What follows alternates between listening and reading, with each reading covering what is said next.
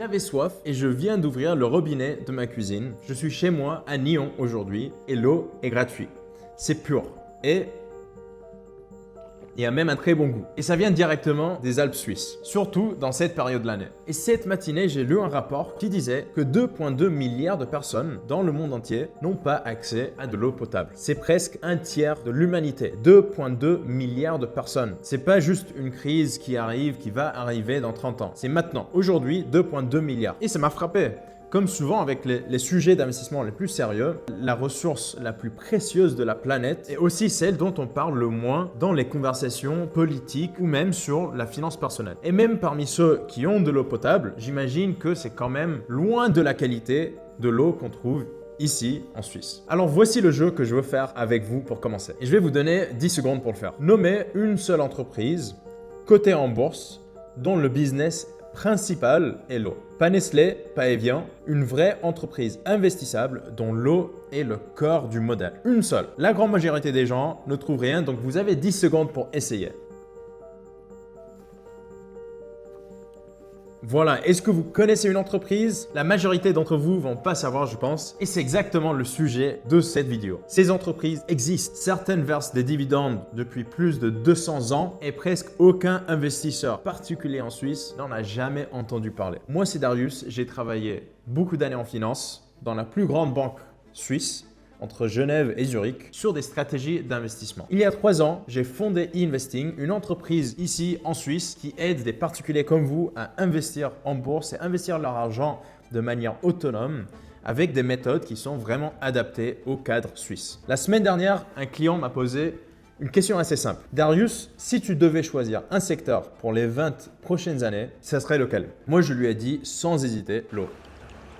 Pas les actions tech, pas l'immobilier, pas l'or, pas l'IA, mais l'eau. Et je vais vous expliquer pourquoi dans cette vidéo. Commençons par un fait que la plupart des gens ne visualisent pas vraiment. Seulement 3% de l'eau sur Terre est douce. Donc 3% qu'on peut boire. Et de ce 3%, 2 tiers sont gelés dans les glaciers. Donc ce qui reste, l'eau douce accessible et utilisable, représente moins de 1% de toute l'eau de la planète. Heureusement, on en a ici en Suisse, mais on a besoin de cette eau pour tout. Boire, cultiver, fabriquer, produire de l'énergie et plein d'autres choses importantes pour tout notre écosystème. Et donc, la demande mondiale d'eau va augmenter de manière significative d'ici 2040-2050. Pas parce que les gens vont boire beaucoup plus, on va avoir plus soif, mais parce que la population mondiale est en croissance. Et parce que la classe moyenne asiatique consomme plus de viande, plus de biens manufacturés, et tout ça nécessite de l'eau. Par exemple, aussi avec une croissance de population, on a la production alimentaire mondiale qui représente à elle seule 70% de la consommation d'eau douce globale. Et en face de cette demande qui monte, il y a un problème d'infrastructure massive et silencieux. La grande majorité des réseaux d'eau dans les pays développés comme en Suisse ont dépassé leur durée de vie initiale. Ce que ça veut dire, c'est qu'aux États-Unis, par exemple, une conduite principale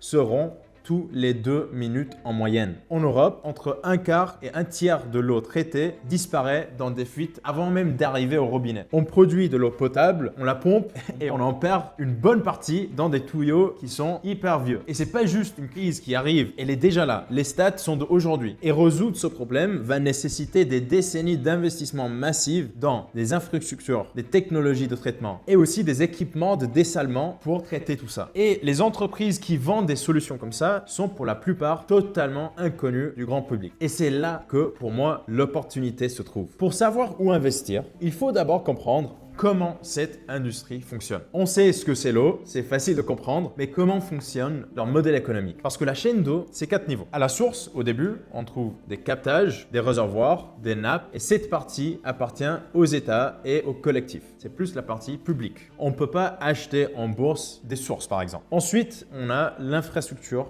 de distribution, les tuyaux, les pompes, les réseaux d'acheminement d'eau et les réseaux qui font l'eau arriver chez vous et jusqu'au robinet. Et c'est là que les besoins de remplacement sont les plus urgents aujourd'hui. Au niveau du traitement, on trouve aussi des technologies de purification, ce qui est très important, de filtration et de dessalement comme on l'a vu avant. Et ça aussi, c'est un marché en forte croissance, notamment dans les régions où l'eau douce est de plus en plus rare. Et tout en haut, il y a la gestion plus intelligente, les capteurs d'eau, les compteurs connectés, la détection de fuite par l'analyse de données. Toutes ces choses sont beaucoup plus récentes et sont aussi beaucoup plus technologiques. Et celui qui attire le plus d'innovation en ce moment. Chacun de ces niveaux correspond à des entreprises différentes, des analyses différentes avec des profils très différents aussi. Et aucun ne ressemble à ce qu'on imagine quand on dit investir dans l'eau et on va penser à Evian, San Pellegrino, Eni, toutes ces choses. Donc voilà les entreprises que moi je trouve vraiment intéressantes et je vais vous décortiquer tout maintenant. Et je vais commencer par la seule entreprise directement cotée sur le SIX, donc cotée en Suisse, parce que ça mérite de vous montrer les opportunités qu'on a ici. Et c'est Georg Fischer, ticker simple GF, basé à Schaffhaus, fondé en 1802. 2 siècles d'existence. La plupart des Suisses connaissent ce nom, certains ont peut-être même fait un stage là-bas, mais presque personne ne la pense comme un investissement lié à l'eau. Pourtant, Georg Fischer fabrique des systèmes de tuyauterie utilisés dans les réseaux d'eau potable, les infrastructures industrielles et les projets de dessalement à travers le monde. Quand une ville remplace ses canalisations vieillissantes ou quand une usine de dessalement sort de terre en Arabie Saoudite ou en Espagne, il y a de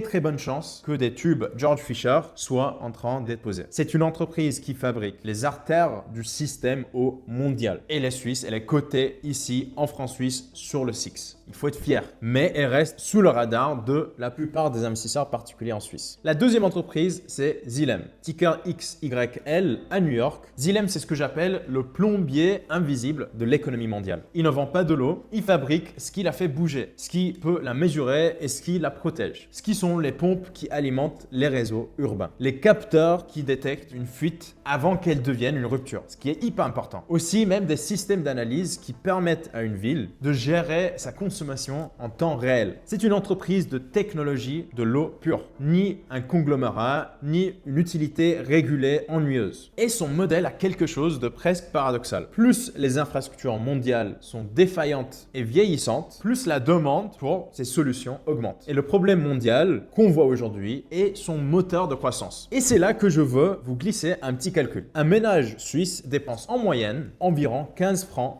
par mois en eau embouteillée à la Migros ou à la Coop. Evian, Eni, San Pellegrino, c'est automatique. Et pourtant, l'eau du robinet suisse, celle que moi j'ai ici à Nyon, est parmi les meilleures au monde de loin et coûte une fraction du prix. Si au lieu d'acheter cette eau en bouteille pendant 20 ans, vous aviez investi ces 15 francs par mois dans le secteur de l'eau, un rendement annuel de 10%, et c'est ce qu'un bon ETF eau a délivré sur cette même période, vous auriez transformé ces 14 francs par mois en plus de 10 000, 11 000 francs. Régulier, défensif, sans effort, juste en buvant l'eau du robinet. Et je pense même que 14 francs par mois, c'est assez conservateur. Je pense que la majorité des gens, ils payent beaucoup plus pour de l'eau embouteillée comme de l'Evian. Mais bref, ça veut juste dire qu'on aurait pu gagner encore plus d'argent si on l'aurait investi. Et je montre ça plus pour partager la puissance des investissements réguliers sans effort. Juste le temps et un actif qui travaille. La troisième entreprise est celle qui surprend le plus. C'est Ecolab. Ticker ECL à New York. Et si je vous dis le nom Ecolab, vous pensez probablement à des produits ménagers, si vous connaissez déjà le nom. Et c'est pas faux, mais c'est une petite partie de ce qu'ils font vraiment. Parce que Ecolab, c'est en réalité l'un des plus grands spécialistes mondiaux du traitement industriel de l'eau. Chaque grand hôtel, chaque usine agroalimentaire, chaque hôpital, chaque centrale électrique qui doit traiter et réutiliser son eau est un client potentiel. Leur modèle repose sur des contrats de services récurrents. Donc on va installer des systèmes, on va les surveiller et on peut les optimiser. Et les clients ne peuvent pas partir parce que changer de fournisseur dans l'hôtel, par exemple, sur des systèmes critiques comme pour de l'eau, est hyper complexe et hyper risqué. Donc ça leur donne un pricing power, un pouvoir de fixation de prix qui est déguisé en contrat de service récurrent. Et ça, c'est exactement ce qu'on recherche dans un investissement. C'est de pouvoir fixer des prix et garder nos clients. C'est génial pour leur modèle économique. Ensuite, une autre entreprise que je voulais mentionner, quatrième entreprise maintenant, je pense, c'est Energy Recovery. Le ticker, c'est ERII sur le Nasdaq, aussi aux États-Unis. Et c'est l'entreprise la plus niche de cette liste. Parce que Energy Recovery fabrique des échangeurs de pression installés dans des usines de dessalement. Donc, c'est indirectement lié. Et ces dispositifs récupèrent l'énergie produite lors du processus de dessalement et ensuite, ils vont la réinjecter dans le système. Ce qui va réduire la consommation énergétique des usines de plus de la moitié. Et sans eux, produire de l'eau potable à partir de l'eau de mer coûte beaucoup plus cher et ça serait pas viable vraiment à grande échelle. Donc c'est vraiment un outil nécessaire pour notre économie aujourd'hui et dans le futur. Parce que le dessalement est en train de devenir vraiment incontournable dans des dizaines de pays. Au Moyen-Orient, Afrique du Nord, Espagne, Australie, Inde, plein de pays avec des populations en pleine croissance et Energy Recovery est en position quasi monopolistique sur sa technologie, ce qui veut dire qu'ils contrôlent l'économie sur leur technologie. Ils ont une grande puissance. Et c'est le genre d'acteur que la majorité de personnes comme vous et comme moi à l'époque ne connaissent pas, mais qui vaut vraiment la peine de comprendre et qui est structurellement indispensable à une industrie essentielle pour tout le monde qui va croître pendant des décennies. Et donc, si vous avez 20 ans d'investissement devant vous, peut-être ça vaut la peine de jeter un œil. Moi, personnellement, je l'ai dans mes investissements, mais c'est à vous de voir si c'est adapté pour vous aussi. Mais je garde la plus inattendue pour la fin, parce qu'on a maintenant York Water Company, qui a reçu qu'il y a un lien avec de l'eau. Le ticker, c'est YORW, sur le Nasdaq aussi, et York Water a été fondé en 1816 en Pennsylvanie et c'est la plus ancienne société cotée en bourse des États-Unis encore en activité. C'est historique. Elle distribue de l'eau potable à environ 200 000 personnes dans une région rurale américaine et son modèle n'a pas changé en plus de 200 ans. Depuis 1816, elle verse des dividendes. Pendant la guerre mondiale, pendant la Grande Dépression, pendant la crise de 2008, Covid, tout, sans jamais manquer un seul versement. Je ne vous dis pas ça parce qu'il faut investir dans York Water. Je vous dis que cette entreprise, c'est la meilleure illustration que je connaisse de ce qui signifie un actif véritablement défensif sur le long terme. 2 siècles de régularité, 2 siècles de performance continue. Et dans un monde qui change tellement vite, avec l'IA, avec toutes les technologies qu'on voit, il y a quelque chose de profondément rassurant là-dedans. Et pour moi, en général, avec ce secteur-là, parce que peut-être les IA vont développer dans 10 ou 20 ans, et j'imagine, oui, beaucoup, mais on va toujours avoir besoin de quelque chose tout le temps. Donc, comment on peut investir dans ce secteur-là aussi? C'est en regardant les entreprises que j'ai mentionnées et aussi même des ETF qui vont suivre l'eau. Et en plus, ce qui est génial avec ce secteur, c'est que c'est pas comme si c'est uniquement en Suisse qu'on boit de l'eau ou c'est uniquement en Inde qu'on boit de l'eau. C'est pas un secteur qui a des restrictions géographiques. On peut être exposé directement mondialement sans devoir essayer de prendre un ETF S&P 500 qui va uniquement suivre les États-Unis ou essayer de prendre un MSCI World pour avoir un peu plus de diversification. Là, directement, tout le monde boit de l'eau. Si on prend des entreprises qui vont avoir de la demande partout dans le monde, il n'y a pas une personne dans le monde qui boit pas d'eau. Donc, on a beaucoup moins de concentration avec ce genre de secteur. Et aussi, il faut bien comprendre que personne va pouvoir inventer un substitut à l'eau. Personne ne peut remplacer les tuyaux par un algorithme. C'est une industrie infrastructure lente, prévisible et aussi avec des barrières à l'entrée hyper élevées. Et ça, pour un investisseur qui cherche de la stabilité réelle sur le long terme, ça vaut beaucoup. Donc, est-ce que c'est vraiment pertinent d'investir dans l'eau? Pour moi, la réponse est vraiment simple. C'est oui, 100% pour moi, dans mon cas, je le fais.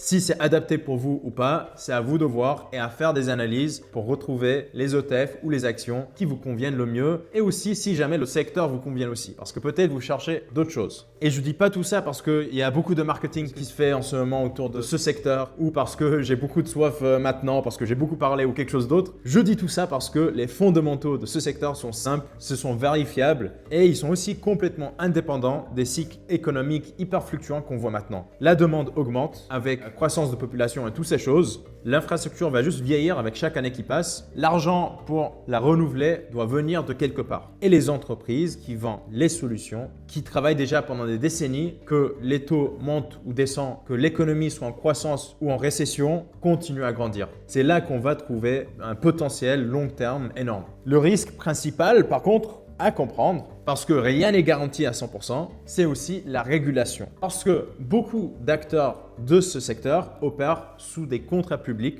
ou dans des cas de marché hyper encadrés où ils peuvent peut-être pas avoir beaucoup moins de marge que d'autres entreprises. Et aussi où une décision politique peut modifier les conditions d'opération qui leur font gagner. Et c'est pas juste un petit risque à ignorer. Dans ce genre de secteur, tout ce qui est politique est hyper important de comprendre et c'est précisément aussi ça qui les fait moins volatiles. volatile parce qu'ils ne dépendent pas des rumeurs de marché ou des choses comme ça. Ils dépendent beaucoup plus sur des contrats à long terme avec des collectivités publiques. Bien sûr, on va toujours devoir boire de l'eau, mais s'il y a des règles en place politiquement qui ne permettent pas à ces entreprises d'augmenter leur prix ou de réduire leur quantité ou d'avoir des marges élevées, ces entreprises ils vont gagner plus et ensuite le cours de l'action va aussi baisser. Comme toujours, le choix d'entreprise dépend aussi de ce que nous on cherche. Est-ce qu'on cherche plus de stabilité? Est-ce qu'on cherche plus de technologie? Est-ce qu'on cherche plus de croissance? Il y a des entreprises dans cette liste comme Yorkwater qui va donner la stabilité absolue et le dividende. Xylem, par contre, va nous donner plus de croissance et exposition technologique dans le secteur d'eau. Energy Recovery, c'est un pari plus niche sur le dessalement.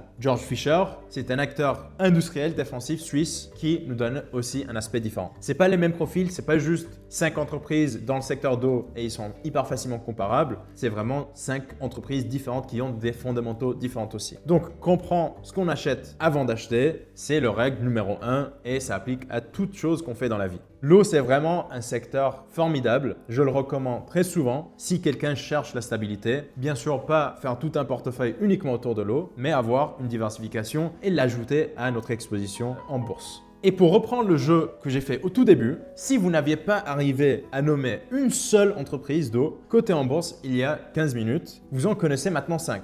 Et alors, si vous regardez les autres vidéos sur ma chaîne, vous allez connaître beaucoup d'autres entreprises qui sont cotées en bourse dans d'autres secteurs, par exemple dans le secteur du chocolat, sans parler de Lindt ou de Nestlé.